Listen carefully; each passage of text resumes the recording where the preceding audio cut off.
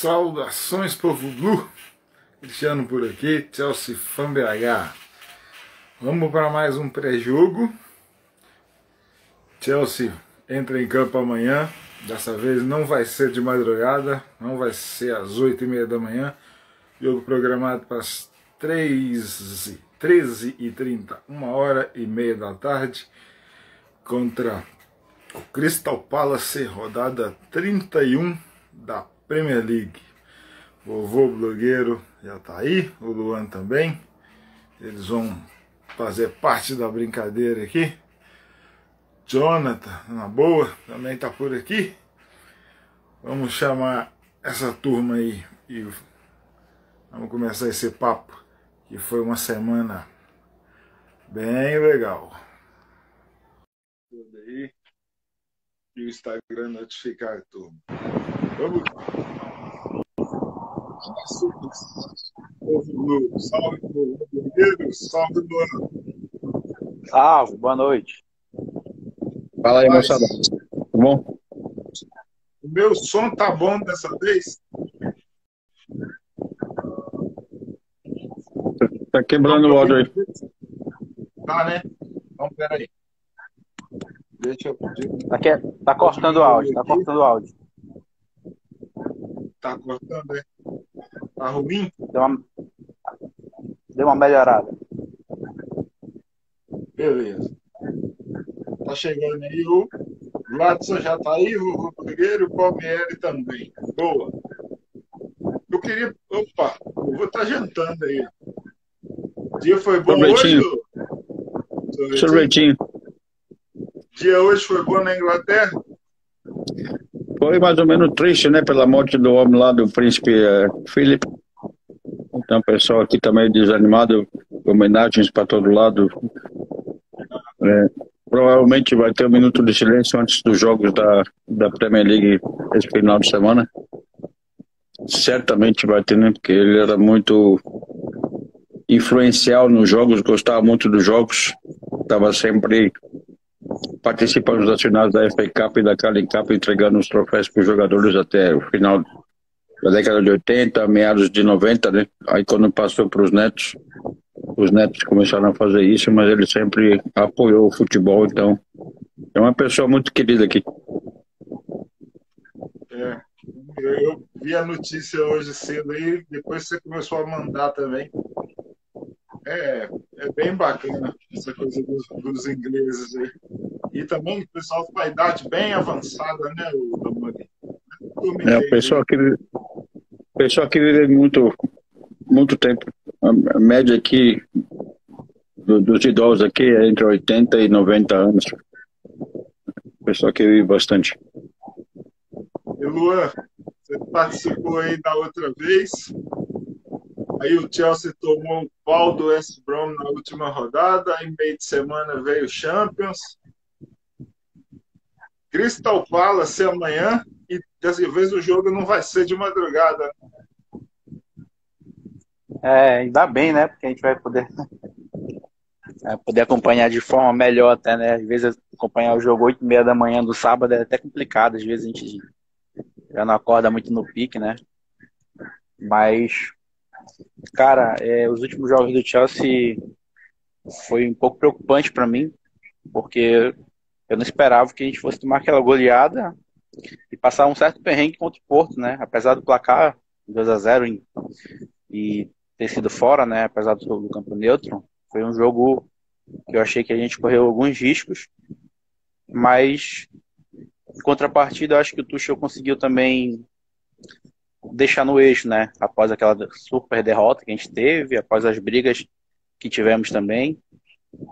E eu acredito que a gente vai voltar para margem de melhora de novo. Tem uma crítica a fazer ao último jogo, que foi realmente Kai Havertz e Timo Werner, para mim, que não realmente fizeram um jogo muito ruim contra o Porto. Mas eu acredito que amanhã eles vão ser titular na partida contra o Cristal. Eu acho que vai também, mas o Thomas Tuchel até falou hoje um pouco na coletiva. Ele foi perguntado sobre os dois e falou que sobre o Timo Werner não está fazendo o gol, mas se citou o Havertz também, e disse que eles estão sendo importantes na parte tática de movimentação, né? É uma coisa que a gente vê em todos os jogos, né? Porque assim, quando o jogador tende a estar numa fase tão boa, né? Geralmente os técnicos nas entrevistas, eles tentam dar uma moralzinha, né? Levar a bola do cara, fala que o cara é importante em outro determinado setor específico do jogo, né? Assim, para não acredito que é para não cair assim em queda, né? Até nas críticas da torcida, na crítica da imprensa também. Mas eu acho que o Kai Havertz, como um falso 9, não agregou nada, ao meu ver, né? Nem taticamente, porque até nos momentos que a gente precisou espirrar a bola, né? Do campo de defesa ao ataque, porque a gente estava sendo pressionado, ele não conseguiu dominar uma bola e a estatura dele é alta, entendeu? Ele não conseguiu dividir uma bola de cabeça, não conseguiu dominar uma bola de costa, entendeu? Até às vezes que ele voltou para receber essa bola na parte intermediária também não lembro de nenhuma criação dele, entendeu? Uma puxada de contra-ataque, um passe que fosse quebrar aquela pressão ali do Porto. E o Timo Werner, a crítica que eu tenho sobre ele é que, infelizmente, em domínios básicos do futebol, que é domínio, passe, ele parece que desaprendeu a jogar bola, cara. Teve uma hora que eu tava muito assim, preocupado com o jogo, ainda tava 0-0 o jogo ainda. E teve uma bola que ele pegou com certa liberdade para arrancar contra a zaga do Porto aberta, e ele sozinho ali perde domínio da bola, entendeu? Então quebra toda a linha de ataque do Chelsea, toda a construção de jogada. Então sozinho, não conseguir dominar uma bola para usufruir da arma que ele tem, que é a velocidade. Não adianta de nada o cara ser veloz se ele não consegue dominar uma bola e arrancar para contra-ataque. É a minha opinião, claro. Foi muito bom essa parte inicial aqui. Antes da gente entrar direto no Chelsea Crystal Palace, eu quero saber umas coisas sobre o Selhurst Park, lá que o Dalmolin certamente deve saber responder. Ô Dalmolin, o Tuchel defendeu os dois pelo jogo contra o Porto, né? Claro, treinador nenhum vai para uma coletiva e falar mal do treinador. E, inclusive, o Jonathan, nós vamos falar do Tammy Abraham já na parte da coletiva. O Tuchel falou uma coisa boa hoje que a gente vem discutindo, né, sobre dúvidas que a gente levanta sobre o Tammy Abraham, né? E eu acho que o Tammy Abraham já tem um destino definido aí no caminho do Chelsea. Você concorda aí, Dalmolin? Mesmo com o Werner 100%, mas no caso do Kai Havertz, né? Mesmo sem fazer gols, mas contribuindo na movimentação, contribuindo no esquema, e assim o time vai ganhando. Sei não, eu acho que isso é mais papo de treinador perante a mídia, mas eu acho que o Kai Havertz não está contribuindo muita coisa, joga de a pouco, tem dias que joga, tem dias que não joga mais do que joga. Eu acho que amanhã vai ter mudança no time, independente do que o Torro falou na coletiva ou não. Eu acho que ele vai descansar alguns jogadores para o jogo de terça-feira, que, convenhamos, é muito mais importante do que esse jogo contra o Palace. Então, eu acho que vem Odoi. Eu acho que Abraham no banco pode entrar no segundo tempo. Eu acho que ele começa com o Giroud. E por aí vai amanhã. Eu espero, né, Alonso voltando pro jogo, descansando um pouquinho. O Chilwell, que correu bastante contra o Porto. Eu espero algumas mudanças. Thiago Silva talvez apareça na defesa. Está suspenso? Está suspenso? Então eu não sabia que estava suspenso. Desculpa, eu não sabia. Ele foi expulso, tá? Eu esqueci que ele tinha sido expulso, tá vendo? É tanta raridade que eu até esquece que o bicho foi expulso. É o único desfoque. Então, eu espero o Kanté vindo no lugar do Kovacic ou do Jorginho, um dos dois, não importa qual. O Jorginho jogou até que mais ou menos um pouquinho melhor do que jogou contra o West Brom, né, na partida contra o Porto. Então vamos ver, eu espero algumas mudanças no time. Eu espero amanhã Luan, manda o braço. Não, só para complementar, o Jorginho ele foi eleito um dos melhores jogadores da rodada, né? Ele estava concorrendo, não sei se já saiu. Ele Agora foi da eleito o melhor contra o Porto, né? Isso, ele não foi eleito, ele não está na seleção da rodada da UEFA, mas ele está concorrendo aos 4 melhores, né?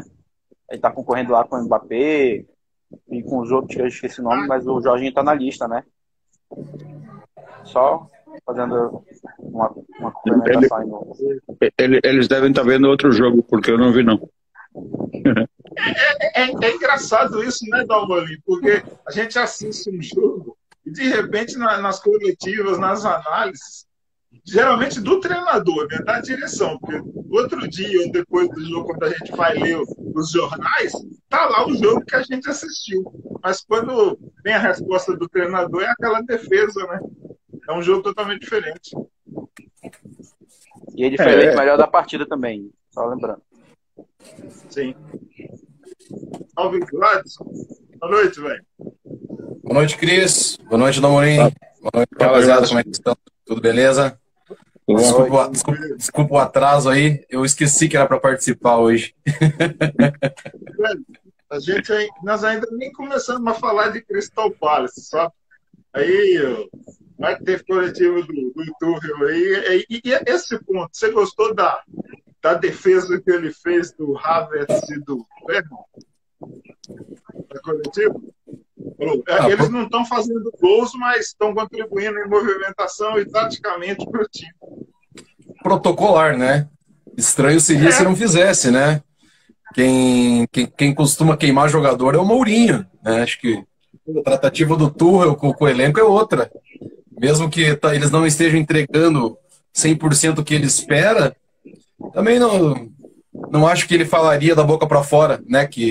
Acho que ele falou alguma coisa, né? Eles compõem o meio-campo da forma que eu quero, a movimentação auxilia. Acho que é por aí mesmo, né? Para manter a boa ordem ali, o clima saudável do elenco, deixa o que é interno lá dentro, né? Deixando todo mundo bem. Olha quem chegou aí, Heraldo. Uma coisa que eu li agora há pouco, o Frank Lampard falou, né, Dalmolin? Deu uma entrevista aí, desde o dia 25, quando ele foi demitido. E ele falou sobre ter recebido propostas para trabalhar, mas nada interessante. E, mais uma vez, rasgou elogios ao Declan Rice, né, que ele queria, confirmou que ele queria contratar o cara. Mas isso agora é passado, né? Sem chance do moleque. Não, eu acho que já. Ele era preferido do Lampard, acho que tu tem planos completamente diferentes. Jogadores completamente diferentes, eu acho que já esquece. Esquece era Lampard como técnico o mais rápido possível para não manchar ele como jogador. Só falando um pouco sobre essa parte específica do Declan Rice, eu analisando os últimos jogos do Chelsea, analisando os elencos, analisando a forma, principalmente a forma que o Kanté entra, quando entra, né, como joga, eu achava que, na verdade, eu acredito que um volante, um primeiro volante, na verdade, eu acho que está fazendo falta no Chelsea hoje. Porque, levando em consideração todo o elenco, o único que faz essa função mesmo, de fato, é o Jorginho. Então, se a gente não tiver Jorginho, a gente nunca vai ter um primeiro volante em campo. A gente sempre vai ter 2 segundos volantes, né? E mais meias de ligação. Porque até mesmo o Kanté na partida contra o Porto, ele entrou no segundo tempo, né? Ele ocupa uma faixa do campo, a tendência é que o Kanté ocupe uma faixa do campo muito, muito ao ataque, né? Porque dificilmente o Chelsea é dominado. Dificilmente o Chelsea está se defendendo. Então ele sempre está atacando, sempre está procurando esse espaço. E aí entra na característica que eu particularmente não gosto do Jorginho. Que, tipo, para quem entende futebol, né, para quem nasceu, principalmente no Brasil, a primeira função do primeiro volante não é nem ter um ótimo passe, né, distribuir o jogo. A primeira função dele é ser um ótimo marcador na frente da zaga, um protetor. E o Jorginho, eu acredito que cai muito nesse rendimento aí, muito nesse aspecto em campo. Apesar dele oferecer um ótimo rendimento em outros setores do campo e outras demandas que é exigida dele. Então, eu acho que é um ponto a se a observar. Não o Declan Rice, mas outros jogadores para ser o banco do Jorginho ali, eu acho que a gente precisa de um elenco, sim. Não, mas eu acho que tem duas coisas aí. Eu acho que tem duas coisas aí. Primeiro, não, eu gosto porque, assim, óbvio que isso é o meu olhar. Essa posição que você está falando de primeiro volante, ela já não existe faz 15 anos. Futebol de alto nível com 3 zagueiros que nem a gente joga, nem precisa ter no elenco característica parecida. Saca? Se a gente for ver formatação de linha do meio do Chelsea, você ter uma característica dessa, como times da Espanha jogam com um cara desse, por exemplo, assim, fazendo essa função ali na frente da área, que pode ser o Busquets no Barcelona, não se encaixa. Ainda mais num ritmo de jogo da Premier League. O cara vai ficar tipo um pateta ali entre as linhas, sem saber o que acontece. Então eu não concordo. E a segunda coisa é que o Declan Rice, na minha opinião também, ele pega a camisa no meio campo e joga em qualquer lugar ali no Chelsea. Por ter característica suficiente para saber jogar nesse tipo de jogo, por já estar com uma experiência já de alguns anos obviamente, um cara muito novo, né? Mas a formação dele ser de Premier League, né, facilita essa adaptação. E um cara inteligente como o Tuchel conseguiu arrumar tão rápido vários problemas do Chelsea, ter um cara desse no elenco, cara, sobe o padrão do time, ainda mais num setor que a gente tem deficiência. Hoje apareceu no jornal que ele estava atrás daquele cara do Roma, aquele meio-campista do Roma. Esqueci o nome do cara agora. Eu vi assim por cima nos jornais hoje que ele estava muito ocupado. Ele estava atrás do meio-campista do Roma. Agora quem é um italiano. É um italiano agora, quem é? Eu não sei. Esqueci o nome do cara. Ele falou que o Rice sobre esse assunto, é porque, assim, o que eu concordo, o que eu defendo no futebol é que há 15 anos, há 10 anos atrás, o futebol, tipo, eu vejo muito na ESPN e na Fox, nos comentários falando, hoje são poucos clubes, poucos times no mundo que jogam com, vamos supor, 4 meio-campistas, né? Sem ser aquele brucutu, geralmente usa essa expressão. Um brucutu à frente à zaga, que é aquele cara que é só para marcar, que é para proteger, que é para dar pancada, entendeu? Só que, assim, essa função, apesar de hoje, tipo, o Gladys falou que hoje não se encaixa, mas se pegar os melhores times do mundo, todos os melhores todos os clubes do mundo tem um jogador com essa característica. O Barcelona está em crise pra caramba, mas o Busquets há quantos anos joga lá no meio de campo, fazendo, não exatamente essa função, mas sempre sendo um ótimo guarda-costas ali da zaga, entendeu? O próprio Goretzka no Bayern de Munique exerce essa função, apesar de ser um meio-campista, né, que foi achado ali como volante e tal, mas quando o Bayern se defende, ele sempre está ali à frente da zaga, marcando, ele sai pro jogo, o Real Madrid tem o Casemiro, a Juventus tem seus volantes, que agora eu não recordo qual é o que faz essa primeira função, mas tem. O próprio PSG sofreu muito ali no meio de campo no último jogo contra o PSG, sem Verratti e Paredes, se não me engano, os caras não jogaram. Quem faz essa função é o Paredes. Então a função, ela não tipo assim, ela não extingue que tu possa ser um bom meio-campista que pode se apresentar, entendeu? Mas que tu precisa fazer ela com maestria. Entendeu? É isso que eu defendo. Não que ele só precisa mas então você está defendendo uma característica do jogador, que é a característica dele marcar e compor bem. Porque assim, eu acho que você frisou muito bem. Nós brasileiros, a gente tem umas jabuticabas que só acontece aqui no futebol mundial. Saca? Tipo, por exemplo, assim, primeiro volante, né? Tipo assim, quando a gente põe na nossa cabeça volante, a gente já tá lembrando daquele cara brucutu dando cacetada e distribuindo um passe de meio metro. É basicamente isso que a gente vai associar.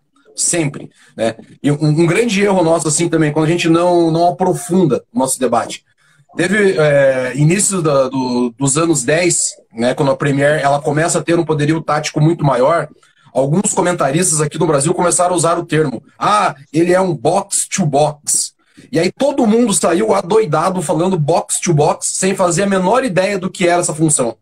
Saca? Aí o cara via um jogo de seleção brasileira, sei lá, vou dar um exemplo, o Kaká jogando. Aí ele falava lá, olha lá, ó, o Kaká jogando como um box-to-box da Premier League. E não fazia o menor cabimento uma ideia dessa, saca? Então o cara pega tudo o que é meio campo e joga no mesmo balaio, certo? E não faz diferenciação de característica. Que é isso que a gente tem que explicar para quem tenta razoavelmente acompanhar melhor o futebol, né? Assim, eu entendi o que você quis dizer, mas não tem mais espaço para um cara que ele não seja todo campista hoje. Que a característica dele, numa linha pressionando, seja uma boa recuperação e um bom passe. Que ele não tenha velocidade para levar a bola no flanco e compor o buraco do lateral esquerdo ou do lateral direito. Então, assim, esses caras que eles não compreendem o futebol com amplitude, eles estão perdendo cada vez mais espaço. E quando eu uso o exemplo do Busquets, embora seja um bom jogador, ele já perdeu espaço num futebol de alto nível, porque ele não compreende mais todas as funções do campo. Uma, porque a idade chega e o peso bate, certo? O cansaço, ele bate para todo mundo, né? Outra, porque ele não tem mais lastro para aprimorar, né? A academia de formação que ele fez há 15 anos atrás, é nisso que eu me refiro, ela mudou, ela exige mais do cara. Hoje, por exemplo, você pega, vamos usar o exemplo do Chelsea, você pega um cara que joga tanto centralizado, como joga pro lado direito, pro lado esquerdo, atacando, defendendo, que chama-se Mason Mount. Por quê? Porque a base, a formação obriga esse cara, se ele demonstra todas essas características, a evoluir dentro delas. E quando ele não tem uma característica bem desenvolvida ainda, o que acontece? Ele se aproxima do cara que está próximo dele. Por exemplo, assim, o Malfi, ele não dá segundo bote com precisão. Tá, mas ele não precisa fazer isso. Não, ele precisa. Então ele vai treinar com o Kanté, que é exímio nisso daí, como ele chegar mais próximo de um 100% de exatidão dentro da partida. Então é nesse sentido mais amplo que essa elaboração hoje de como formatar esses jogadores para grandes ligas como a Premier passa por entender o que são as posições e o que cada um vai desenvolver com o passar do tempo e com o futuro desenvolvimento. Exatamente, concordo. Boa discussão, bom debate. Box to box é um termo muito bonito, né? E quando box to box, né? Legal. As expressões. Não, e o box to box veio aqui no Brasil meio campista que pisa na área. Porra, que merda é essa, velho? Todo mundo pisa no cacete da área. Aí é foda. O volante que entra na área e faz gol. Legal. Porra, depois esse termo foi substituído por o elemento surpresa, né? Ficou muito conhecido ali na época. Em 2012, eu lembro que, nossa, acho que 70% da narração era isso. Elemento surpresa. O Paulinho do Corinthians. O Lampard inventou isso, né? Essa posição é dele, elemento surpresa. Porque o que o Lampard fez gol chegando de surpresa no bico da área, enchendo a bicuda ali, foi brincadeira. Dependendo da relevância do comentarista ou do narrador que fala isso, a coisa pega e fica anos e anos e anos, cara, em tudo quanto é transmissão que você imagina. Só dá uma alô aqui, então, galera. O Jonathan falou aqui, perguntou, o tal meio-campo da Roma que você falou, Damorim, seria o Cristante para quem assiste a Roma, e eu não assisto a Roma. Eu não sei, eu não gosto de comentar, eu sei que é da Roma porque eu vi a camiseta da Roma com o número 7, eu acho, nas costas. Agora, se é ele, eu não sei. Não, então o Cristante é zagueiro. O Cristante eu tô falando meio campo. Então não pode ser. Meio campo pode ser o Verretô ou o Diawara, um desses dois que estão se destacando no italiano. Quem que é o 7 da Roma? Quem joga com a 7? Eu não assisto campeonato italiano. Pellegrini, talvez? Deve ser italiano, cara. Se alguém tiver aí com o Google, dá uma força pra gente aí. Eu acredito que deva ser o Pellegrini. Salve, Breno. Falou que o Reis é monstro. Érica tá aí, o Leandro estava aí, os seus pães artesanais. Bom pra caramba. O Café Brasil. O Rodo falou aqui. O Jean. Daiane, o William. Galera só chegando, mas não fala nada. Mas tá tudo bem. Vamos falar de Crystal Palace e Chelsea, né, cara? Porque eu tenho poucas memórias de Crystal Palace e Chelsea, jogo em Selhurst Park.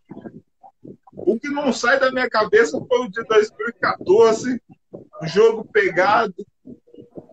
Assim, era o Mourinho, o treinador.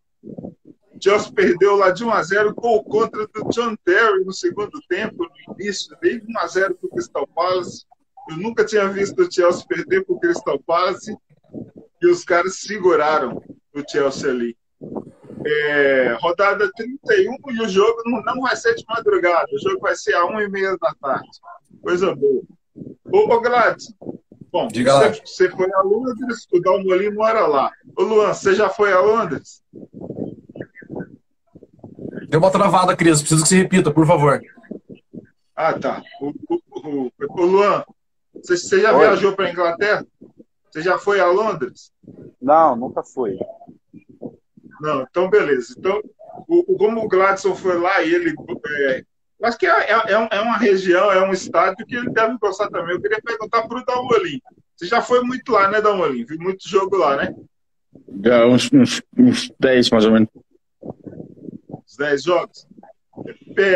Eu queria saber, assim, Selhurst Park está em que região de Londres? É muito longe lá do Stamford Bridge? São vizinhos? Eu sei do Crystal Palace aqui. Nas Olimpíadas, a delegação brasileira ficou lá, usou as instalações do Crystal Palace. O Selhurst é um estádio antigo. A torcida do Crystal Palace, quando podia, né, antes da pandemia, sempre era festejado, uma das mais barulhentas, que mais apoiavam, abafava qualquer torcedor visitante. Como é que é a localização? Como é que é o estádio? Se é fácil de chegar? É fácil de ver tudo? Situa para nós. Então, Crystal Palace fica no sul de Londres, tá? Exatamente 9 quilômetros de Stamford Bridge.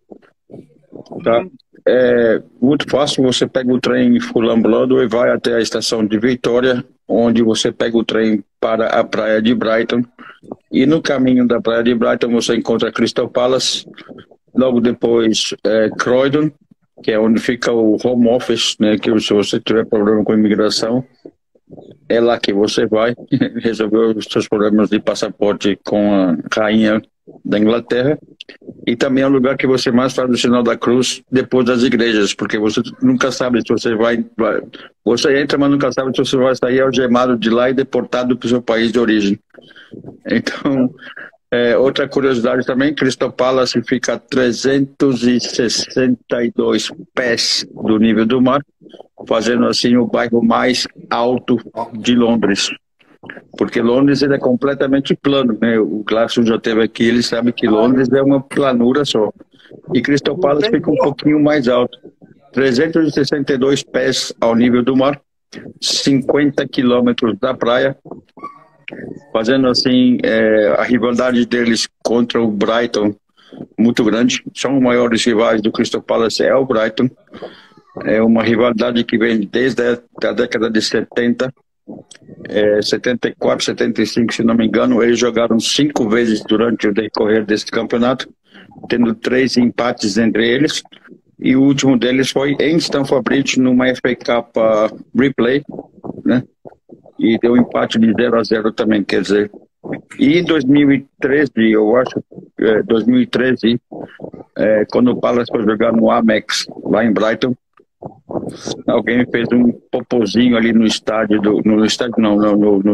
vestiário do Crystal Palace, irritando, né, a delegação do Crystal Palace, quer dizer, uma rivalidade muito forte com o Brighton. É um bairro bem bacana, tem uns pubs massa aí.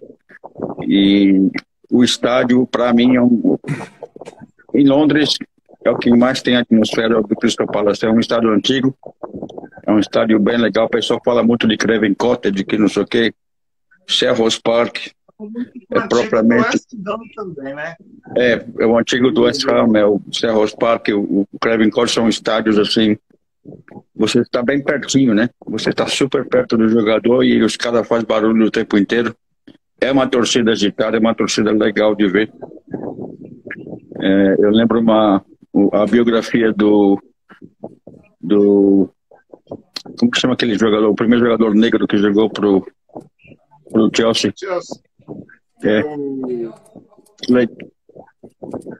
Clay Hill, alguma coisa assim.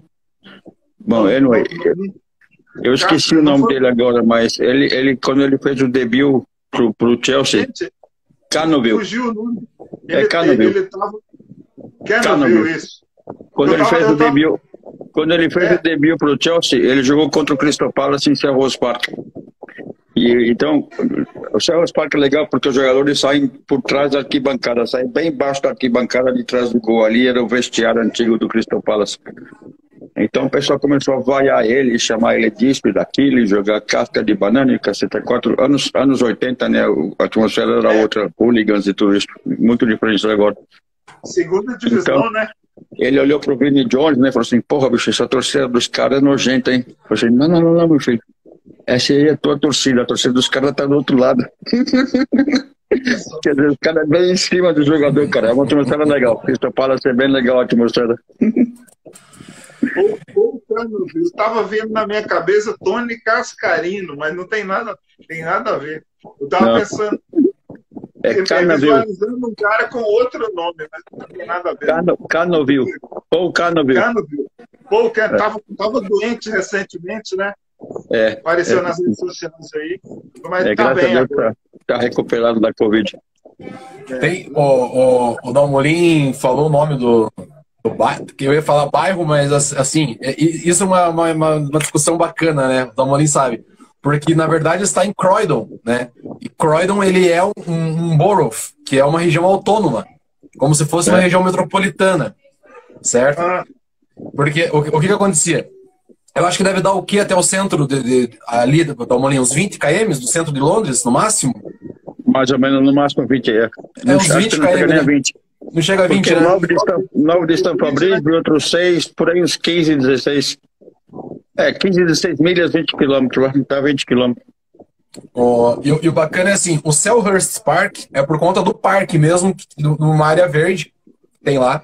E essa região, na época do pós-guerra, ela foi muito industrializada. Então essa era uma parte industrial da cidade de Londres ali, porque facilitava até para as comunicações por conta da altura, que o Dalmolin acabou citando. Então isso facilitava pra caramba. E facilitava também a saída pela Brighton Road, que é o que dá o clássico. O clássico é só por conta da ligação dos estádios pela Brighton Road. Então ali era o escoamento de toda uma produção industrial para os portos, né? Então ela se tornou tipo como se fosse uma abre aspas, Manchester, né? Só que muito mais suja, assim vamos dizer, e perto do centro de Londres. Então até meados dos anos 80, 90, o Croydon foi meio que um subúrbio, que a galera mais pobre e a galera que trabalhava no chão de fábrica mesmo, que morava ali nos entornos. Então demorou muito tempo para se desenvolver.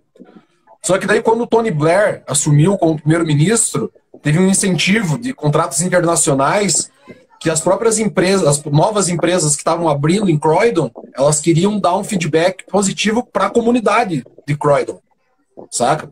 Então começou a se desenvolver muito ali, na questão esportiva, de cricket e coisas funcionais para crianças, enfim.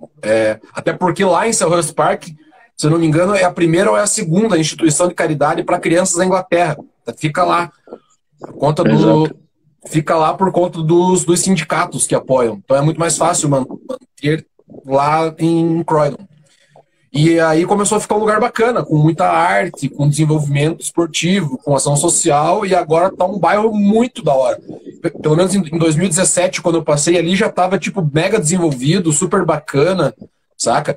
E não desconstruiu essa arquitetura industrial, sabe? Então você vê bastante coisa assim, tipo, repaginada, ressignificada, sem perder do passado, mas com muita coisa moderna, saca? Acontecendo. E que nem o Dalmolin falou, né? O Selhurst Park, o estádio do Crystal, é muito maneiro, porque mesmo com as reformas da década de 80, eles mantiveram, basicamente como o Stamford Bridge, assim, eles não assassinaram a arquitetura como um todo, saca? Eles tentaram manter as essências no máximo, se adequando, né, ao relatório Taylor, as novas adequações do futebol inglês. Então, acho que, só para passar assim um pouco do bairro, né, pra galera, dá para considerar como de Londres, como um bairro, mas dá para considerar como Croydon região autônoma, até porque o endereçamento postal, né, o código, ele acho que de 2000 ele já é diferente, né? Já é Croydon, já é CR. Outra coisa que eu gostaria de falar também sobre o Crystal Palace, eles agora tem aquele food market, que é o mercado especializado em comidas estrangeiras e comidas exóticas e tudo. Então você anda nas ruas e tem toda aquela cultura de comida chinesa, japonesa, espanhola, enfim. E também o pessoal é chegado naquela roupa antiga, né, vintage. Né? Começou a virar bem hippie também de uns anos para cá, Crystal Palace. Antigamente ninguém queria ir, como o Gladson falou. Era o refúgio de Londres, o expurgo de Londres, a sujeira de Londres. Hoje em dia já está ficando um pouquinho mais trendy, mais hippie. Né? Justamente porque o pessoal já não consegue mais morar em Brighton, porque Brighton está ficando muito caro. Então, se você quiser morar perto da costa e também com facilidade de chegar no centro de Londres, Crystal Palace, aquela região ali, é uma opção que agora está começando a ficar viável para o inglês que não consegue comprar no Docklands ou que não consegue comprar aqui perto do City Airport, corre para o outro lado e compra em Crystal Palace, que tem muito transporte para Londres e para a costa também. Inclusive sobre o Brighton, quem tiver curiosidade, tem um vídeo lá no canal, né, Vovô Blogger? Eu acabei de colocar um vídeo lá no Fala Vovô, lá no Resenha dos Blues. O Gladson também vai colocar o dele lá também no Resenha dos Blues. Conexão Londres, não é isso? Conexão Londres. Então, se você quiser dar uma olhadinha lá, só conferir. E também depois do Vovô Blogueiro, amanhã depois do jogo, você confere também. Tem um vídeo legal sobre o Brighton, na época que o vovô foi lá descansar lá, falou da comida, mostrou restaurante, mostrou a praia. É lá que tem a praia de pedra, não é isso? Isso, exato. Eu só fiquei devendo o estádio porque estava em lockdown. O vovô foi teimoso, peitei o lockdown, fui a Brighton numa festa lá, mas infelizmente não deu para mostrar o estádio, que o Amex é bem bacana o estádio também. Mas dessa vez não deu. Jean-Pierre chegou aí, salve Jean-Pierre. Ô, Dom Bolim, você falou do Brighton, do Crystal Palace aí, o bairro, né? Foi reestruturado. Aqui no Brasil sempre chega notícias sobre o bairro lá do Tottenham, que era o White Hart Lane, antes, que era uma região isolada, que era uma região feia, pobre, assim, só falando de coisa pesada. Ainda é. Ainda é? Não, mas porque falou que com a construção do novo estádio teve uma revitalização e tudo.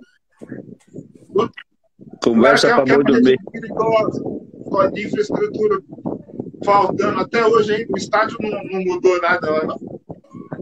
Você, particularmente, depois que construiu o estádio, você chegou a andar por aquele lado de lá?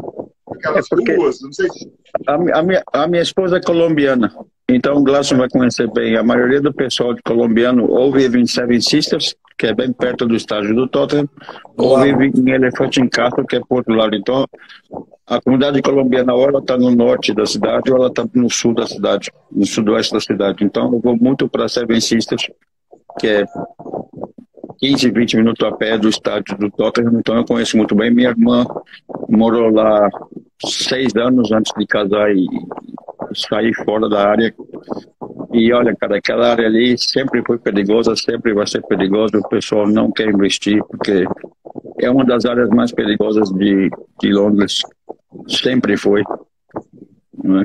E eu não vejo o bairro de Tottenham, ou até mesmo Seven Sisters, melhorar nesse aspecto. O que está melhorando é se você passar de Tottenham e você que está em Greenwich Park, um pouquinho para cá, já começa a cair aqui pro lado onde eu estou aqui, pro lado leste, né, nordeste, já começa a melhorar um pouquinho. Mas ali mesmo a região do estádio eu não vejo muita diferença, não. O Gladson pode concordar comigo ou não, mas eu não vejo diferença. Não, mas infelizmente cara. Eu acho que é a área de Londres mais abastada ainda. Parece uma Inglaterra da década de 90 ainda, sabe? Coisa que você não é comum, por exemplo, lixo nas ruas de Londres. Você não vê. Tipo assim, raramente você vai ver um pacotinho voando, saca? Se você sobe lá para onde era o White Hart Lane, desculpa, você já começa a ter essa quebra, tá ligado, de arquitetura, assim, é uma coisa mais velha, você já começa a ver a rua mais suja, tipo... um perfil, tipo, de jovem na rua, tipo, sem fazer porra nenhuma, saca? Por opção mesmo. Então, algumas características, assim, de cidade menos desenvolvida você encontra por lá. E o estádio, na minha opinião, pelo menos, ele auxiliava nesse processo, saca? Ele levava, tipo assim, mais movimento pra rua, certo? Tipo, tinha mais segurança pros comerciantes, a polícia sempre tava passando. E agora eu não sei como é que tá, né? Então, como o Dalmolin já falou, continua da mesma forma, e sem o White Hart Lane e ainda com o novo estádio deles mais para baixo, um pouco mais longe de onde era essa região mais perigosa ali, é muito difícil que, pelo menos num curto período, ela comece a ter uma mudança para melhor. E só uma efeméride que eu lembrei bacana é que o mesmo arquiteto do Stamford Bridge foi o arquiteto do White Hart Lane, que é o seu Archibald Leite. Boa curiosidade. Beleza. Mas, Luan, então fica a dica aí, quando for a Londres, você sabe por onde andar, por onde não andar. Com certeza. Primeira coisa, quando for para lá, chama o Dalmolin no WhatsApp, que ele vai te dar a ideia lá. Agora, falando do jogo em si, né? Eu estava procurando umas notícias sobre o jogo histórico, né, entre Crystal Palace e Chelsea. Eles não jogaram muitas vezes na história, não, bicho. Porque ou o Chelsea estava na segunda divisão, ou o Crystal Palace. Eles estavam em divisões diferentes, né? Então, isso, às vezes, eles ficavam assim, 5, 6 anos sem se enfrentar. Então, bom, são 57 jogos só na história, mas o Chelsea desses 57 tem 30 vitórias, velho. Que coisa doida. É impressionante. O Palace só venceu o Chelsea 12 vezes. E a última vez foi essa de 2014, esse 1-0. E a última vez que jogaram lá foi ano passado, né? 3-2, o Kepa falhando naquele gol do Zaha e o Pulisic salvando o Chelsea, ganhando de 3-2 naquele jogo difícil. Depois de tudo que passou durante a semana aí, uma vitória, uma derrota, Chelsea é 5º lugar, o Palace é 12º. Você observando aí, o que você projeta para um jogo de amanhã? O jogo contra o Crystal Palace nunca é fácil. É sempre arrancado à força. É isso que eu ia entrar no ponto. Os últimos jogos eu assisti, que eu lembro assim, bastante com propriedade, foram os últimos 2, 3 jogos. E foram jogos difíceis, entendeu? Esse que você citou, que o Zaha acertou um chutaço, né, ali da intermediária, que para muitos foi indefensável, mas para mim realmente era defensável, foi no meio do gol. Foi falha para todo mundo. Eu não conheço ninguém que achou que aquilo ali não foi falha do Kepa na época. Eu lembro que nesse dia aí a gente estava debatendo muito no grupo do WhatsApp que a gente tem no Chelsea, né? E estava muito dividido, né, na época lá. Eu gravei o gol e mandei lá. Na minha opinião foi falha, né? Mas se dividia as opiniões, né? Mas é um jogo duro. Para mim, Crystal Palace, nos últimos anos, vem formando um time bom, só que nunca chega lá, né? Essa temporada está dizendo, pô, os caras são 12º lugar e tem time que eu acredito que é pior em termos de time e elenco e tá ali brigando pelo Champions League, que é o caso, se eu não me engano, é o West Ham, que tá ali na 4ª colocação, né? Na frente do Chelsea. E, pô, os caras têm... E tem, tipo, os caras têm jogadores, uns jogadores bons, entendeu? Tem uns caras ali que fazem uma diferença, só que na hora da prática os caras nunca conseguem desenvolver o futebol, assim, para chegar pelo menos ali, para tentar brigar por uma Europa League, entendeu? Ou pelo menos a parte de cima da tabela. Sempre que eu vejo o Crystal Palace sempre tá ali meio abaixo de tabela, mas contra a gente faz um jogo duro, é difícil, os caras são rápido, o time deles é muito, muito forte fisicamente também, e eu acredito que vai ser um jogo muito difícil mesmo, porque o que acontece, o que eu acho, né, que depois da parada da data FIFA, né, das eliminatórias europeias, tipo, o West Brown teve tempo para treinar, então com certeza eles, analisaram tudo, desde a chegada do Tuchel no Chelsea, como é que eles jogam, a formação tática, por onde ataca, por onde não ataca. Porto fez a mesma coisa, e foram jogos que, tipo, tivemos dificuldade. Volto a repetir, o jogo contra o Porto, apesar do bom placar, foi um jogo, pô, difícil. Teve uma hora lá que eu fiquei preocupado. Falei, a gente vai tomar um gol. A gente vai tomar um gol. Então o time tá sendo dominado em certas partes do jogo, entendeu? Contra o Brighton nem se fale, foi um apagão total. Então eu acredito que esses caras tiveram muito tempo de treinar, muito tempo para ficar olhando como é que o Chelsea joga, o que o Tuchel faz, por onde ele gosta de movimentar o time dele, as substituições que ele faz. Então eu acredito que vai ser um jogo muito difícil pro Chelsea. Mas aí eu acho que aquela derrota foi... A derrota, apesar de ser humilhante para mim, né? Foi de 5 em casa. Foi na hora certa pra gente ativar o sinal de alerta e o Tuchel mudar o que precisava mudar, o comportamento, a forma de encarar um jogo. E, pô, com certeza o jogo de quarta-feira é muito importante pra gente. Quarta a gente joga, né? Quarta-feira, contra o Porto. Mas a gente não tem... Terça, desculpa.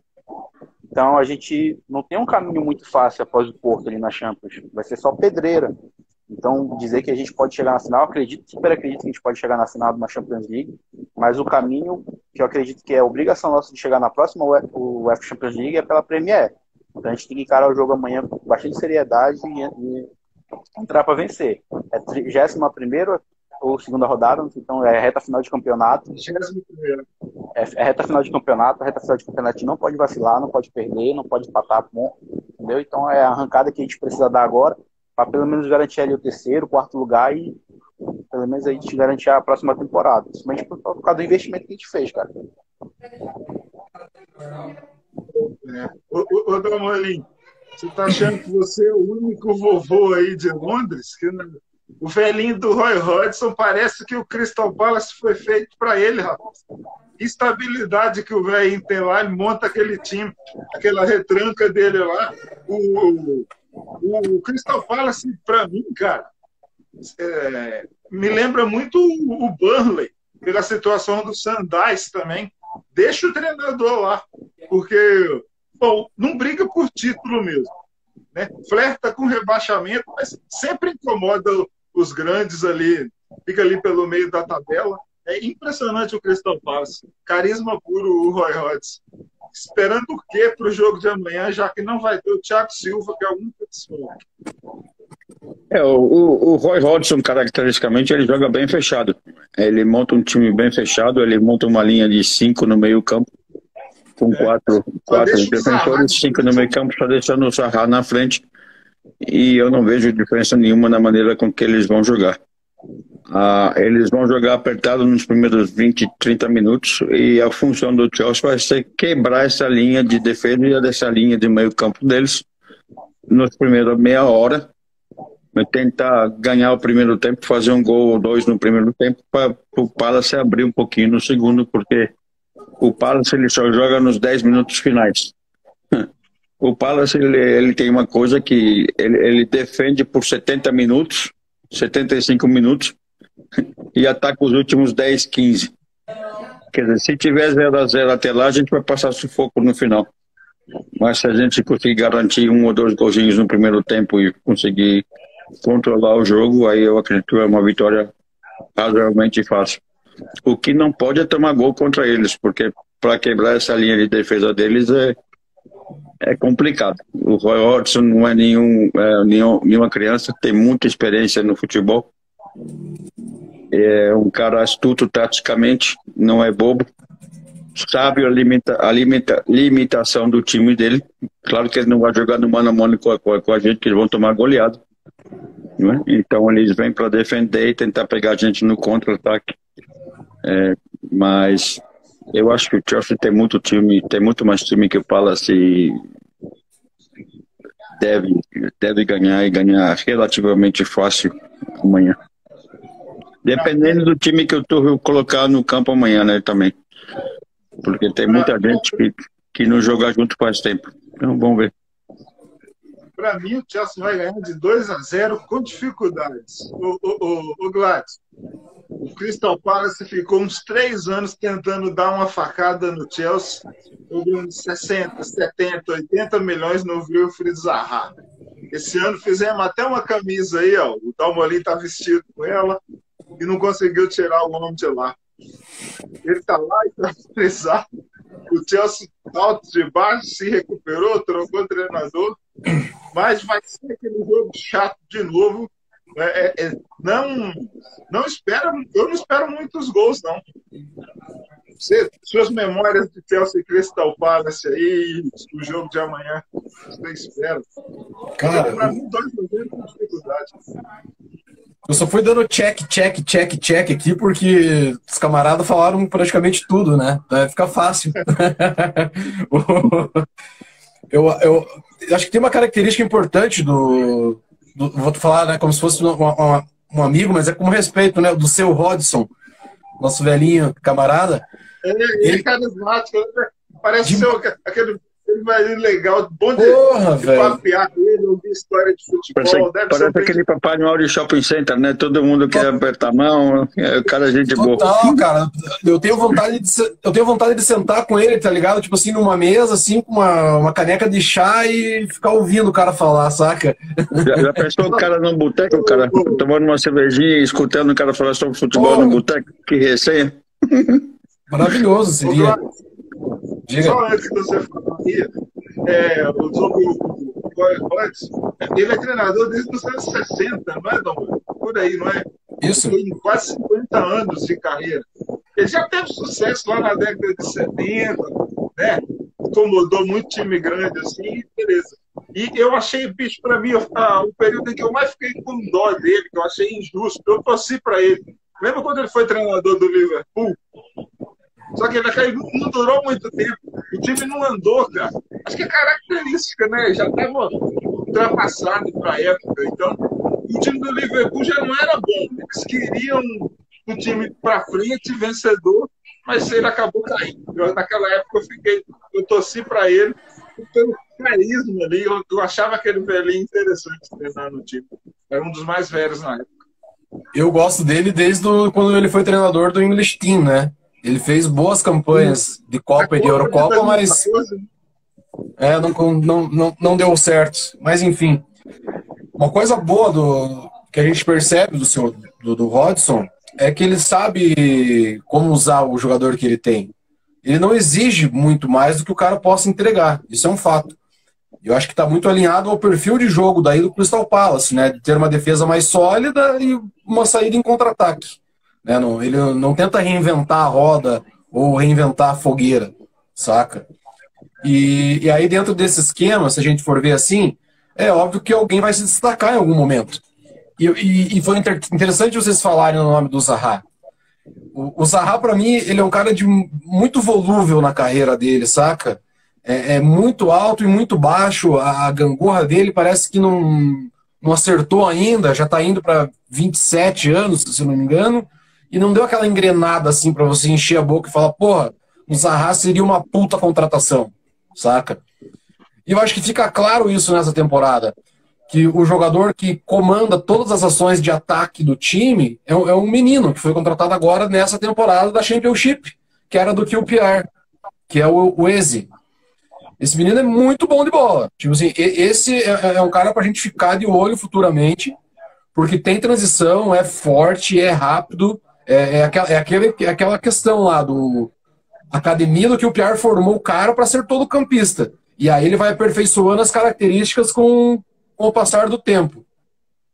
E nos últimos jogos do Crystal, o que está pulando aos olhos, né, são as apresentações do Guaitá, cara. Que o cara, tipo, defesas a lá Gordon Banks, saca? Não passa nada. No jogo contra o Everton. No último jogo contra o Chelsea, na temporada passada, na vitória do Chelsea, ele já foi destaque no jogo. Guaitá. Você falou aí bem, eu veio na memória que muito. Bom goleiro, né? Ele é muito bom goleiro, cara. O jogo contra o Everton macetou, cara. Ele fez 4 ou 5 defesas, assim, um perigo fatal de gol. Tipo, o Everton teria ganho aquela partida se não fosse ele. E talvez seja o único ponto que me preocupe. Não seja nem a questão do Rodgson colocar o time para marcar em 2 linhas baixas e jogar no contra-ataque, né, o que poderia causar um perigo com a nossa linha de 5 alta, mas eu acho que o que me preocupa é a nossa inoperância em não fazer gol. Cria e não faz. E aí a hora que conseguir chegar, se o cara tiver um dia inspirado, a nossa probabilidade de marcar ela cai drasticamente. Só complementando, na última partida, o Izzy foi muito bem contra o Chelsea também. Esse meio-campista. Bem lembrado. Ele foi muito bem. Inclusive, um dos gols do Crystal Palace foi uma jogada individual dele ali no meio-campo. Não lembro se foi em cima do Jorginho, que ele deu um drible no Jorginho e arrancou ele com a bola. Mas ele jogou muito bem contra o Chelsea mesmo, esse garoto aí. Dalmolin, você citou sobre 5 do Crystal Palace no meio-campo aí. Amanhã é dia, então, de meio-campo congestionado, Chelsea com muita posse de bola, e bola no Reece James, bola no Tio ou no Alonso. Amanhã é dia da gente. Da gente não, né? Nós estamos acostumados a ver isso, a gente entende como é que tem sido o jogo do Chelsea quando pega também essas equipes mais defensivas. Se preparem para um monte de crítica de o Chelsea não está jogando nada, o Chelsea não ganha meio campo, principalmente se o Jorginho for escalado, então, né? Eu acho que a maneira mais fácil de você jogar contra o Crystal Palace é na velocidade. Porque se você for começar a amarrar aquele joguinho lá de sair de bola com o Mendy, do Mendy pro Negão lá, do Negão pro Christensen, do Christensen volta pro Mendy, ficar naquela ladainha, mamãe eu quero, mamãe dá pra você, mamãe eu quero aqui, nós estamos ferrados. O negócio amanhã é velocidade.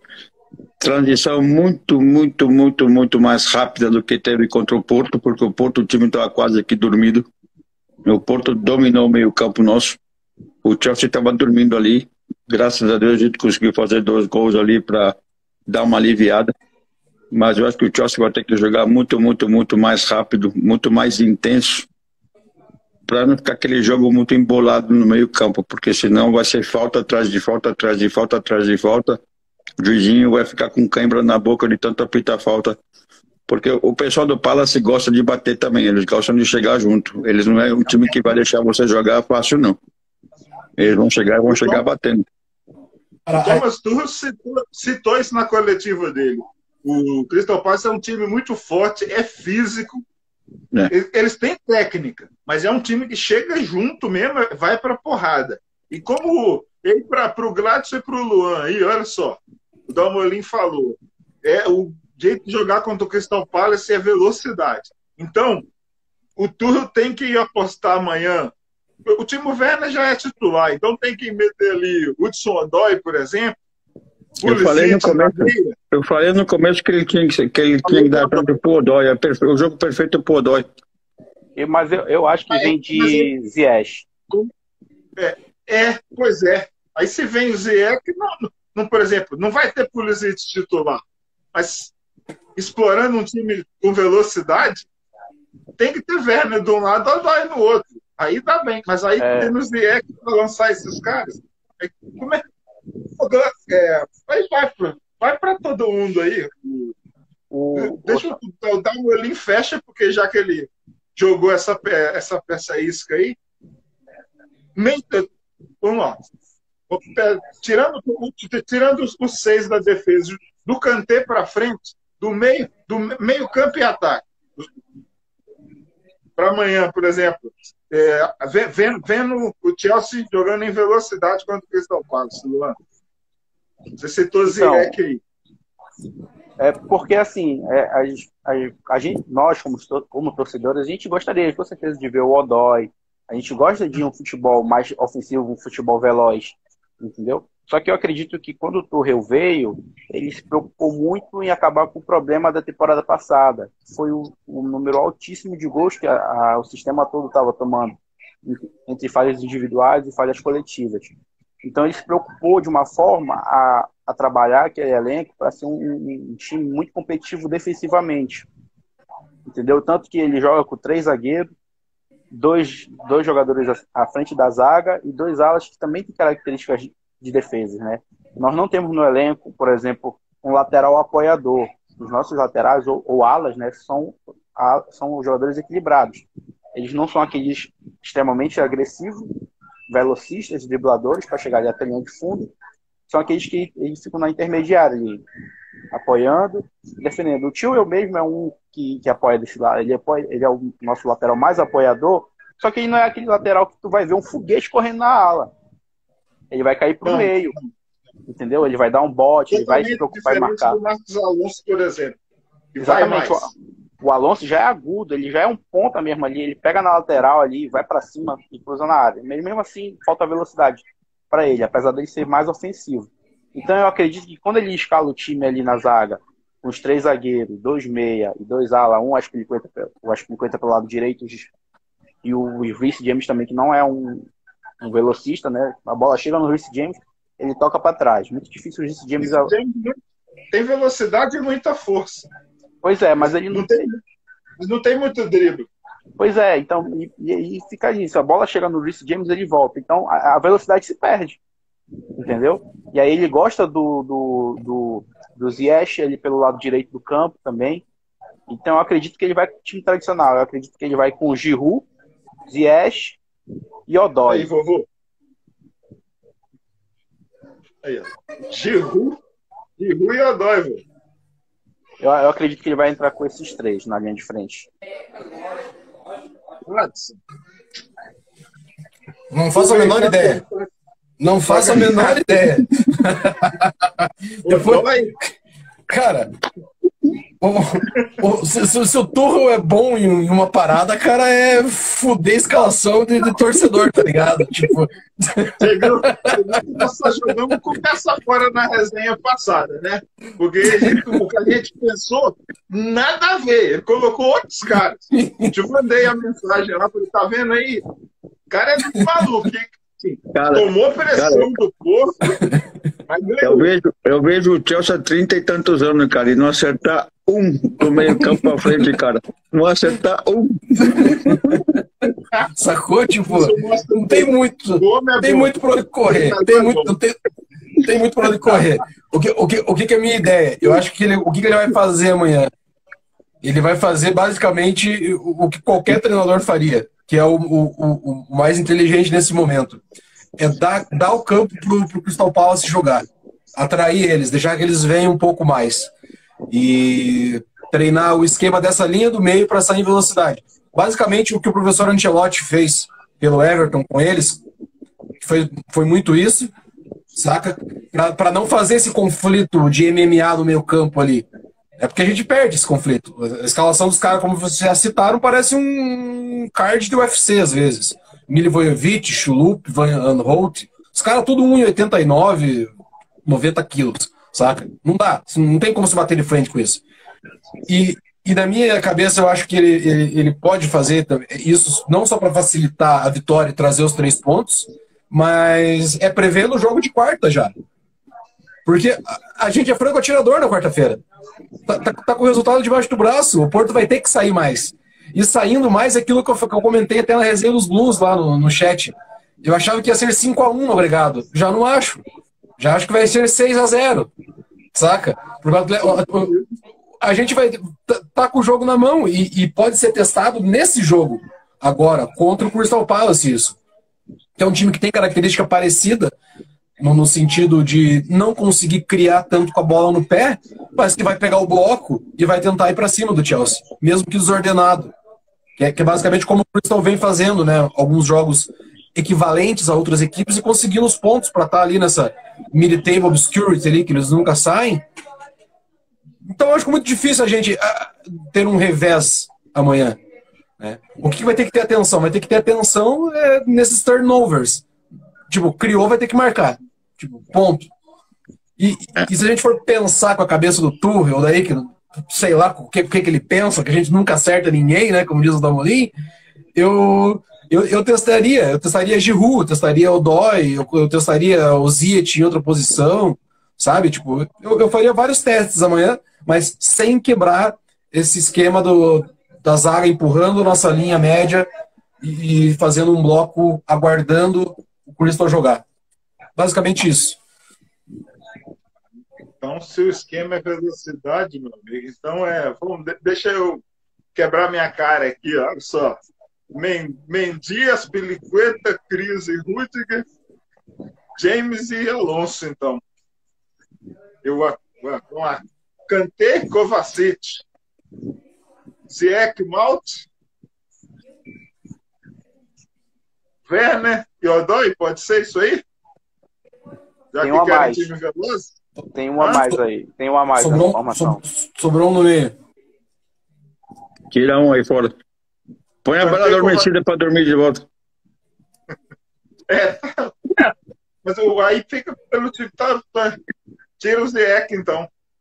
Ou deixa o Ziyech e tira o Odoi. Mas se quer velocidade, aí o Pulisic do banco, que o Tuchel falou que o Pulisic precisa ser protegido. Porque ele é o cara que tem a jogada individual, mas está sofrendo muito com as contusões e foi o cara que decidiu o último jogo para nós. Curiosidade aqui, ó, o primeiro jogo entre Chelsea e Crystal Palace foi 7-1 para o Crystal Palace. Acreditam nisso? 1920, não é? 1920 e pouco. 1906. 6. Nesse eu não estava, viu, Cris? Tava sim. É isso aí. Agora, o Tuchel falou que vai ser uma honra, um prazer duelar com o Roy Hodgson, que é o treinador que ele admira. Se a gente admira, imagina ele, né? É esperar para ver amanhã no Selhurst Park. Continua pipocando em tudo quanto é jornal aí. Haaland, Agüero, aquelas pataquadas todas. Ouvi uma notícia de que o Agüero quer ficar na Premier League. E agora inventaram até que ele pode ir para o Tottenham. Pensou, Damoli? Não. Queda na carreira. É assim que... a não ser que eles vendam o Roy Keane, o Keane, né? É isso aí. O Tottenham não tem condição financeira nenhuma de manter dois caras desse tamanho. Eles não têm como pagar o cachê dos dois. Se o Agüero for pro Tottenham, vai ter que se livrar do Kane. E se eu fosse o Tottenham, eu não faria isso. O que eu não entendo... Apesar de gostar do Agüero, mas eu não faria essa troca, não. O que eu não entendo é como é que o Kane, eles conseguem segurar o Kane por tanto tempo ali ainda. O Kane e o próprio Son, né? É porque o Kane gosta do Tottenham demais, cara. Mas a paciência dele vai esgotar. O Damoli, o Chelsea tem dinheiro para contratar o Kane. Então, tem dinheiro para contratar 10 Kane. Quem quiser. Mas é porque o Kane ele é Tottenham desde criança. É criado lá nesses esquemas. Eu não sei. Mas um dia ele vai receber uma lua, alguma coisa vai iluminar aquela cachola dele. Eu acho que se ele não saiu até agora... Se ele não saiu até agora, eu acho que ele não sai, porque ele me lembra muito o Koulibaly, cara. Porque assim, eu sou da visão que o jogador, ele tem não totalmente autonomia, mas ele consegue fazer a carreira dele. A partir do momento que ele entende que ele não está conseguindo evoluir como um atleta em termos de título, ele tem a opção de chegar na diretoria e falar, eu não vou renovar, e pronto, vocês me negociam, vamos ganhar o dinheiro agora no meu auge. Quem também já é um jogador e tá com o quê? 27 anos, 28 anos, já tá na maturidade no futebol dele, entendeu? Aí é difícil tu prever ou tu falar que ele tem para onde crescer. Hoje, nessa temporada ele mostrou, acredito que o último crescimento dele, que é sair da área e fazer a maioria tipo, é o jogador que tem mais gol e mais assistência no Tottenham no campeonato inglês. Então é uma característica que ele não tinha, tipo assim, não estava exercendo com tanta profundidade nas últimas temporadas. Então eu acredito que é isso, o máximo do futebol dele é esse. E é um ótimo atacante, cara. Eu acho que ele seria titular na maioria dos times do mundo, entendeu? Então, eu acho que é dele mesmo, não querer sair mesmo é isso, entendeu? Eu gostaria dele tem muitos anos que eu falo já. É um dos caras que eu tiraria do Tottenham correndo, mas tem o rolo, nunca sai negócio, né, Gulson? Isso você fala. E tem contas para pagar, né? Então tem que ir lá com dinheiro e fazer a proposta. Precisa ver se o jogador quer sair também, né, Cris? Porque, olha, o Kane, ele é titular absoluto no time. Ele é um herói perante a torcida dos caras lá, porque além dele e do Son, eles não têm mais ninguém. Não, ele é o time, né? O cara é local. Que você vê, o Harry Kane. O cara é local, né? A família dele é quase toda do lado de perto. Quer dizer, Tem uma palavra no dicionário português que é muito legal, muito bacana, que eu odeio, que é sossegado ou acomodado. Então eu acho que o Kane está sossegado e está acomodado no Tottenham. Ele já chegou naquela época e falou assim, pô, eu já estou com 26, 27 anos, não ganhei nada. Esquece. Também Esquece. concordo. Agora então eu vou sentar, criar barriga. É um time que não tem ambição para ganhar absolutamente nada. É um time que não põe pressão no jogador para ganhar absolutamente nada. É um time que chegar para ele chegar em quarto é como ganhar a Champions League. Para eles ganhar do Chelsea é fazer 10 DVDs por ano. Lembra daquela vitória que a gente ganhou do Chelsea? Para eles ganhar do Chelsea é ganhar campeonato. Então eu acho que o Kane está tranquilão lá, está sossegado lá. Ele não precisa. Ele já está tão acostumado a jogar para esse time medíocre que quando ele pega um time como o Chelsea, que está batalhando para ganhar 2, 3, 4 troféus por ano, e ele vai ter que mostrar serviço e a pressão vai ser muito maior em cima dele para trazer resultado, aí eu quero ver o Kane, que é o Kane, porque a mesma coisa aconteceu na época do Alan Shearer e do Chris Sutton.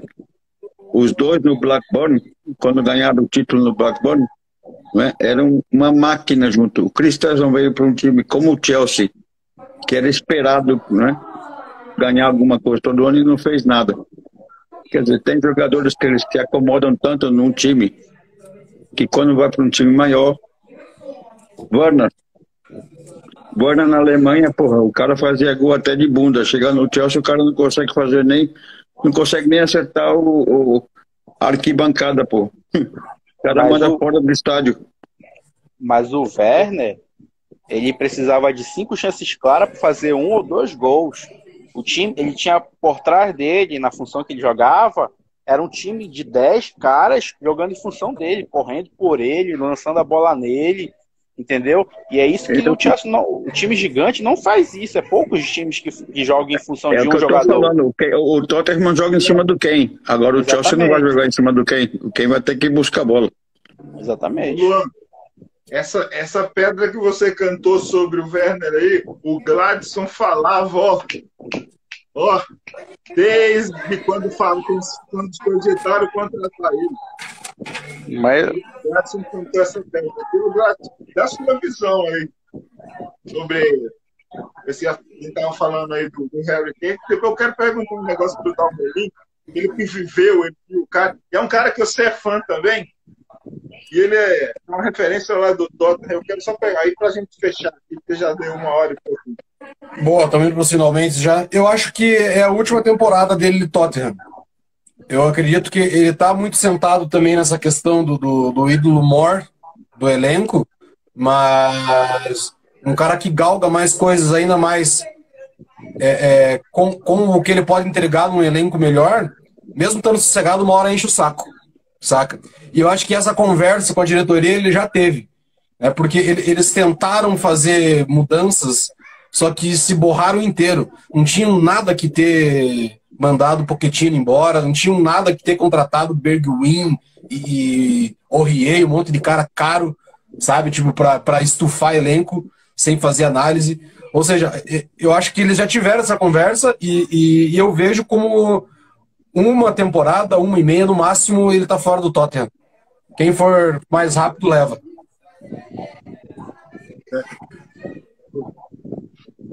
Eu gostaria muito que ele mudasse, que ele saísse lá do Norte lá e fosse jogar no Chelsea. Filipão, chegou aí. Chelsea Brasil também estava aí, chegou. Primeira vez que os caras entram aqui. Ô, Dalmarinho, o cara que eu queria te perguntar sobre o Tottenham, sobre ídolo, só que aí é porque você falou a palavra sossegado, né? Acomodado, tá aí. Eu era pequeno, como a primeira Copa foi a de 90, e o Gladson viu muito. O Paul Gascoigne no Tottenham não é muito isso, não. Ele é um super ídolo lá, mas não ganhou taças e é um cara que se acomodou. Ele jogou no Newcastle, tem fama lá no Newcastle, é adorado lá também. Mas ele está carimbado como um craque do Tottenham. Ele não é um desses historicamente acomodados lá do Tottenham, igual o Harry Kane foi. Ele mudou de time, né? Mas, assim, quando eu penso em Paul Gascoigne, eu vejo a camisa branca do Tottenham.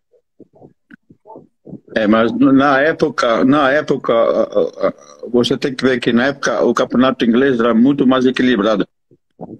Tá. Então, todos os times tinham mais ou menos a mesma chance de ganhar o campeonato. Não era essa distância que tem hoje em dia entre Manchester City, Chelsea, Manchester United, Liverpool e o resto, em termos de financiamento. Na época que o Paul Gascoigne jogou, eles tinham Gary Lineker, Paul Gascoigne, eles tinham aquele argentino Ardiles, não é? Se não fala a memória, o nome dele. Isso nos anos 80, né? Ardiles jogou com o Gascoigne. Ardiles, eles tinham jogadores super bons, pô. O Tottenham era um time ambicioso na época. Não, porque porque os times estavam mais ou menos no mesmo patamar. A razão em que o Tottenham não chegava não era por falta de ambição de não chegar, era porque realmente os outros times estavam mais ou menos no mesmo nível incompatibilidade. Mas o problema é que o Tottenham ficou e os outros times começaram a subir. O Manchester United teve investimento, o Liverpool nem se fala, e o Chelsea, depois aí o Manchester City, depois aí o Leicester, que está acima do Tottenham hoje em dia, até o West Ham, eu acredito que está acima do Tottenham em termos de elenco, em termos de time, né? E o Tottenham, você não pode esquecer também que os caras gastaram grana. Eu vou falar, porque o Leve não gasta. Não gasta o que não gasta? Eles gastaram grana. Gastaram errado pra caramba. Só que gastaram muito mal gastos, mas gastaram. Não souberam comprar o jogador ideal para fazer aquele time, né, andar. Quer dizer, o pessoal do Tottenham vai falar um monte de mimimi aqui, porque o Chelsea isso, porque... Não, pô. O Chelsea comprou na hora certa e comprou o jogador certo. Também queimaram dinheiro. Vocês queimaram o jogador que compraram, queimaram. O Gladys, eu estava reparando, vendo, principalmente início de década de 90, virando ali entre 89, 91, 92 por ali, os craques europeus que iam para a Inglaterra, se você der uma puxada, era tudo para o Tottenham, cara. O Lineker. O Chelsea contrata um monte de craque. Mas eu lembro que no início dos anos 90, os caras iam para o Tottenham, aquele Ginola lá no meio dos anos 90, que assim, é famoso na França, seleção francesa e tudo aí. Era Tottenham, o Lineker é do Leicester pro Tottenham ou do Southampton pro Tottenham? Eu não lembro direito. Não, ele nasceu na cidade do Leicester, mas ele fez a carreira dele inteira no Tottenham. No Tottenham, então tá. É que eu já vi. E teve também aquele alemão, o Klinsmann, né? Eles tiveram um Klinsmann, que na época o alemão era por... Os grandes nomes do futebol, ali no início dos anos 90, em Inglaterra, né? Porque esse estrangeiro era só 2 que podia, 2 ou 3, eu não sei como é que era a regra na Inglaterra. 3. Na Inglaterra era 3, né? Os 3, caras, bicho, eles iam jogar no Tottenham. E mesmo assim o Tottenham não ganhava. Não ganhava Copa, não ganhava a Liga. Chegava, incomodava, mas não levava. E aí, Cláudio? E eu acho que só para fazer eu gosto pra caramba, cara. E assim, é bem na transição ainda do futebol tático para futebol mais kick and bass ali que eles jogavam, aquela coisa mais terrão. E sempre foi muito pesado. Então é meio que uma defensoria ao Gascoigne também, isso, porque além do problema, que é muito importante a gente falar, né, da doença dele, né, o problema com o alcoolismo, que culminou em metade dos problemas da carreira dele, ele sofreu muito com contusões, cara. Muito, muito, muito, muito. A Copa de 90, para ter uma ideia, ele jogou 3 jogos infiltrado. Ele não tinha condições de jogar por conta de tanta pancada que ele recebia no campeonato inglês. Então, só para fazer esse meio termo, para a gente não esquecer desses detalhes. E como o Dalmolin citou, o Tottenham, à época, ele conseguia fazer os investimentos porque o Tottenham ele é lembrado como um dos primeiros clubes a sair na frente na corrida pelos patrocínios. Que a partir da década de 90 tem uma flexibilização no formato do patrocínio, né, que era direto na compra de ações e injetar dinheiro nos clubes. Então, quem vendia melhor a camisa conseguia ter um poderio maior de compra. Então, está muito linkado a esse propósito da época também. Que o Tottenham ele vendia bem, né, o naming rights, a camisa, e conseguia esse investimento de patrocínios. Então, explica como que eles chegavam até bons nomes e nomes que todo mundo queria, né? A gente está falando de caras que eram disputados e acabavam parando em White Hart Lane. Muito interessante. A gente encerrar, né? Vou dar uma linha. Você estava lá no Coventry City 3, Chelsea 1, quando o Chelsea teve que usar o uniforme emprestado dos caras? Eu lembro o pessoal. Tava. Eu lembro o pessoal depois do jogo mandaram o roupeiro embora depois do jogo. Foi o seguinte, o Chelsea. Para quem não conhece a história. Esqueceram o uniforme é verdadeiro mesmo? O cara esqueceu. É verdadeiro. O kit É verdadeiro. reserva do Chelsea? Sério. Para quem não conhece a história, o roupeiro do Chelsea na época esqueceu de levar o uniforme 2 do Chelsea. Então, como o Coventry é azul e o Chelsea é azul, e na época o juiz falou assim, não pode. Não pode. Então o Chelsea teve que jogar com o uniforme 2 do Coventry. E tomamos uma paulada, né? E depois do jogo você só via jogador do Chelsea tirando a camisa do Coventry e jogando no chão com raiva, né? Não deu outra. Assim que o time subiu no ônibus para voltar, para ir para o aeroporto, para voltar para Londres, o roupeiro ficou no vestiário. Ele não voltou com o time para Londres. O roupeiro voltou com a gente no trem para Londres, porque ele não conseguiu entrar no ônibus de volta. Não deixaram entrar, cara. Mandaram embora ali mesmo. Perdoável, né? Que gafe. O Chelsea jogou com uma camisa quadriculada vermelha e azul do Coventry City. Coventry é longe? Coventry é longe de Londres? Muito longe? Coventry fica o quê? Um pouquinho depois de Birmingham, 5 horinhas? 4 horas e meia, 5 horinhas. Longe, porra. É isso. E hoje também foi a data do... 600 quilômetros, Cris. Muito bom. 600 quilômetros de Londres. Boa, é longe. Muito bom. A resenha não se resumiu apenas ao Chelsea e Crystal Palace. Teve história, geografia da cidade de Londres, história do vovô.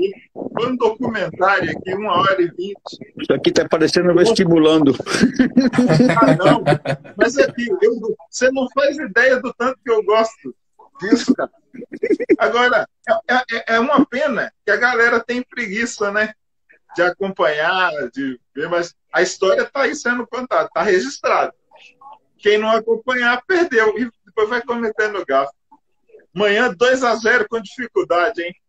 Jogo 1,5. Tá bom. Fechou? 2-0 tá bom. 2-0. Acho que amanhã vai...